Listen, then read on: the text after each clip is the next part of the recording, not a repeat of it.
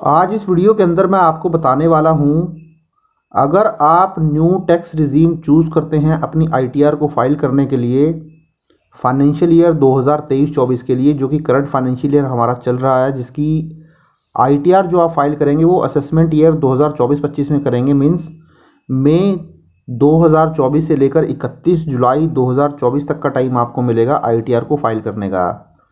तो वैसे तो जब आप आईटीआर को फाइल करने जाएंगे, आप ध्यान रखें by default he new tax regime के अंदर आपकी आईटीआर फाइल होगी। बट अगर आप चाहते हैं न्यू टैक्स रिजीम में फ़ाइल ना करें, तो आपको वहाँ पर ऑप्शन चूज़ करना पड़ेगा ओल्ड टैक्स रिजीम के लिए आईटीआर फाइल करने का। तो न्यू टैक्स रिजीम में अगर आप आईटीआर फाइल करते हैं तो किस किस तरीके की डिडक्शंस या किस किस तरीके के बेनिफिट्स आपको नहीं मिलने वाले हैं, चलिए वो डिटेल में हम जान लेते हैं। तो देखिए, सबसे पहले तो आप जानते ही हैं चैप्टर 6A के अंदर बहुत सारी डिडक्शंस आपको मिलती हैं, जो कि सेक्शन 80C से लेकर 80U तक होती हैं। तो 80C के अंदर बहुत सारी डिडक्शंस आप क्लेम कर लेते हैं 1.50 लाख तक, जहां पर कोई LIC आप परचेज़ कर लेते हैं, कोई आप PPF में पैसा डलवा देते हैं, सुकन्या समृद्धि योजना हो गया, होम लोन प्रिंसिपल हो गया, बच्चों की ट्यूशन फीस हो गई। तो इस तरीके से 1.50 लाख तक डिडक्शन यहाँ आप क्लेम कर लेते हैं। 80D के अंदर आप मेडिक्लेम जो है वो ले लेते हैं, अपने लिए ले लेते हैं, अपने पेरेंट्स के लिए ले लेते हैं। तो यहाँ पर भी मैक्सिमम आपको 50,000 तक की डिडक्शन क्लेम हो जाती है। इसी तरीके से 80E के अंदर एजुकेशन लोन मिल जाता है। 80G के अंदर डोनेशन आप देते हैं, उसका बेनिफिट आपको मिल जाता है। 80U के अंदर कोई हैंडीकैप्ड हैं, उनका कोई आपने ट्रीटमेंट के ऊपर खर्चा किया है, उसका बेनिफिट आपको मिल जाता है। तो इस तरीके से आपको जितनी भी ये डिडक्शंस मिलती थी, न्यू टैक्स रिजीम में अगर आप जाएंगे तो आपको ये किसी भी तरीके की डिडक्शन का बेनिफिट आपको नहीं मिलने वाला है। केवल दो तरीके की डिडक्शन का बेनिफिट आपको मिलेगा। एक तो आपका 80CCD सबसेक्शन 2, जहां पर एम्प्लॉयर और एम्प्लॉय के रिलेशनशिप में आप होते हैं, आपका एम्प्लॉयर जो है कंट्रीब्यूशन करता है NPS के अंदर, तो वो बेनिफिट आपको मिल जाएगा। और सेक्शन 80JA के अंदर आपको बेनिफिट मिल जाएगा। केवल यही दो ही सेक्शन का बेनिफिट आपको मिलेगा, बाकी कोई भी आप इन्वेस्टमेंट करेंगे आपको बेनिफिट नहीं मिलने वाला है। तो आप ध्यान रखें, अगर आप एक सैलरीड एम्प्लॉई हैं और आपकी सैलरी ज़्यादा नहीं है, सपोज़ आपकी सैलरी 7.50 लाख तक है, इससे ज़्यादा क्रॉस नहीं करती है, और आप इन्वेस्टमेंट नहीं करना चाहते हैं, आपकी नई जॉब है, तो डेफिनेटली ये बहुत ही बेनिफिशियल आपके लिए रहेगा न्यू टैक्स रिजीम। क्योंकि न्यू टैक्स रिजीम उनके लिए ज़्यादा बेनिफिट होने वाला है जो कि इन्वेस्टमेंट जनरली नहीं करते हैं। बट अगर आप बहुत अच्छी खासी इन्वेस्टमेंट करते हैं तो फिर यहाँ पर आपको बेनिफिट नहीं मिलने वाला है। बट स्टिल आपको ये कंपेयर करना पड़ेगा कि ओल्ड टैक्स रिजीम और न्यू टैक्स रिजीम में कौन सा मुझे ज़्यादा बेनिफिशियल रहने वाला है। बट अभी ये ध्यान रखें कि अगर आप इन्वेस्टमेंट करते हैं तो ये इन्वेस्टमेंट का बेनिफिट आपको न्यू टैक्स रिजीम के अंदर नहीं मिलने वाला है।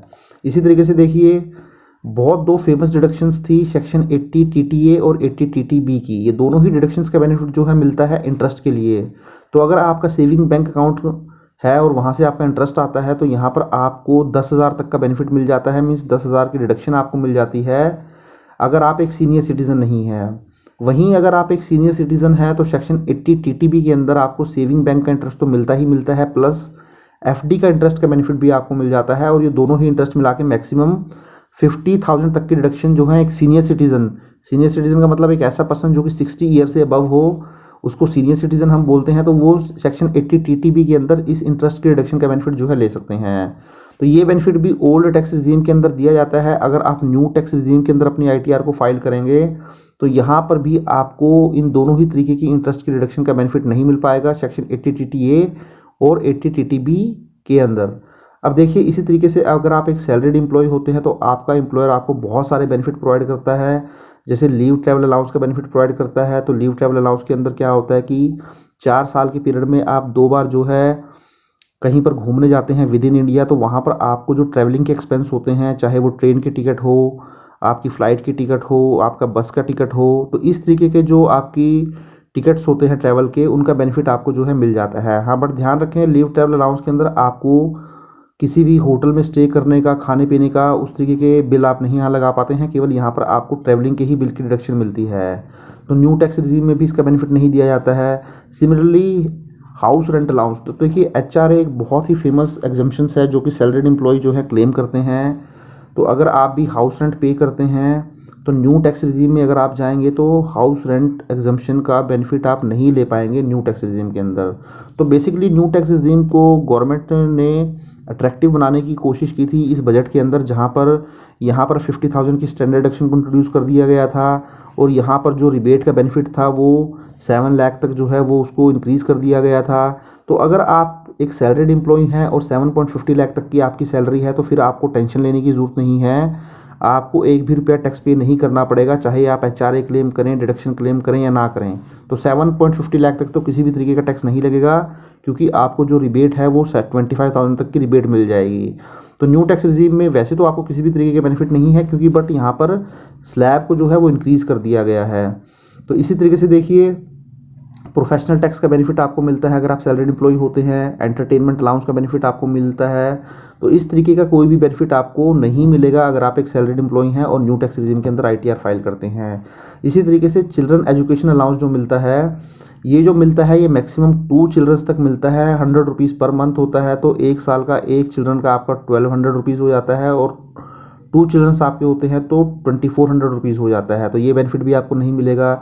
इसी तरीके से हेल्पर अलाउंस का बेनिफिट आपको दिया जाता है। तो आपका एम्प्लॉयर आपको हेल्पर का बेनिफिट जो है एक अमाउंट प्रोवाइड करा देता है। तो उस केस में आप जो हेल्पर अपने घर में रखते हैं अपनी सेवाओं के लिए, तो उसको जो भी पैसा आप पे कर देते हैं, मैक्सिमम जितना एम्प्लॉयर आपको देता है उस एक्चुअल बेसिस पे आप इसकी एग्जम्पशन जो है वो क्लेम कर लेते हैं। तो ये बेनिफिट भी आपको न्यू टैक्स रिजीम में नहीं मिलने वाले हैं, ये सारे ही बेनिफिट ओल्ड टैक्स रिजीम में मिलते हैं। इसी तरीके से माइनर चाइल्ड इनकम अलाउंस, ये जो है 1500 रुपीज़ तक जो है एग्जम्प्ट हो जाता है। तो ये बेनिफिट भी आपको यहाँ नहीं मिलने वाला है। अदर स्पेशल अलाउंस मिलते हैं सेक्शन 10 सबसेक्शन 14 के अंदर, बहुत सारे ऐसे अलाउंसेस मिलते हैं सैलरीड एम्प्लॉय को। वो सारे ही अलाउंसेस जो हैं न्यू टैक्स रिजीम में बेनिफिट नहीं दिए गए हैं, केवल ओल्ड टैक्स रिजीम में ही आपको बेनिफिट मिलता है। इसी तरीके से एम्प्लॉय जो खुद का कंट्रीब्यूशन करता है NPS के अंदर, वो बेनिफिट भी नहीं मिलेगा। देखिए, एम्प्लॉयर का बेनिफिट तो आपको मिल जाएगा, जो एम्प्लॉयर NPS के अंदर कंट्रीब्यूट करता है वो तो मैंने आपको ऊपर बताया ही था, सेक्शन 80 CCD सब सेक्शन 2 के अंदर वो बेनिफिट उसको मिल जाता है। बट एम्प्लॉय का जो खुद का कंट्रीब्यूशन होता है उसका बेनिफिट नहीं मिलेगा। इसी तरीके से पॉलिटिकल पार्टीज़ या ट्रस्ट को जो डोनेशन वगैरह देते हैं उसका जो बेनिफिट होता है वो सेक्शन 80 GGC के अंदर मिलता है। इस तरीके के बेनिफिट भी आपको न्यू टैक्स रिजीम में नहीं मिलने वाले हैं। इसी तरीके से मोस्ट इंपॉर्टेंट अगर मैं आपको बताऊं, आप जब अपना घर परचेज़ करते हैं या फिर कंस्ट्रक्ट करते हैं, वहाँ उसके लिए आप लोन लेते हैं जिसको आप होम लोन बोलते हैं। तो नॉर्मली तो होम लोन का जो आप इंटरेस्ट पे करते हैं उसका सेक्शन 24 के अंदर इंटरेस्ट की डिडक्शन आप क्लेम कर लेते हैं। बट यहाँ पर न्यू टैक्स रिजीम के अंदर केवल आपको जो बेनिफिट मिलेगा वो एक ही केसेस में मिलने वाला है, interest on housing loan on the self occupied property और वैकेंट प्रॉपर्टी। मीन्स अगर आपने अपनी प्रॉपर्टी को लेट आउट किया है और वहाँ से आपकी रेंटल इनकम आती है तो उस केस में तो आप न्यू टैक्स रिजीम के अंदर डिडक्शन क्लेम कर सकते हैं इंटरेस्ट की। बट अगर आपकी house property self occupied property है, मीन्स आप उसमें खुद रहते हैं या फिर वो जो प्रॉपर्टी है वो वैकेंट है, खाली है, तो इन 2 सिचुएशन के अंदर आपको जो भी होम लोन आपने ली है उसके ऊपर इंटरेस्ट की आप पेमेंट कर रहे हैं तो उसका बेनिफिट आप नहीं क्लेम कर पाएंगे न्यू टैक्स रिजीम के अंदर सेक्शन 24 में। तो सेक्शन 24 के अंदर न्यू टैक्स रिजीम के अंदर अगर आप जाते हैं तो इंटरेस्ट का बेनिफिट केवल आपको एक ही सिचुएशन में मिलने वाला है, अगर आपने प्रॉपर्टी लेट आउट की है और आपकी रेंटल इनकम आती है।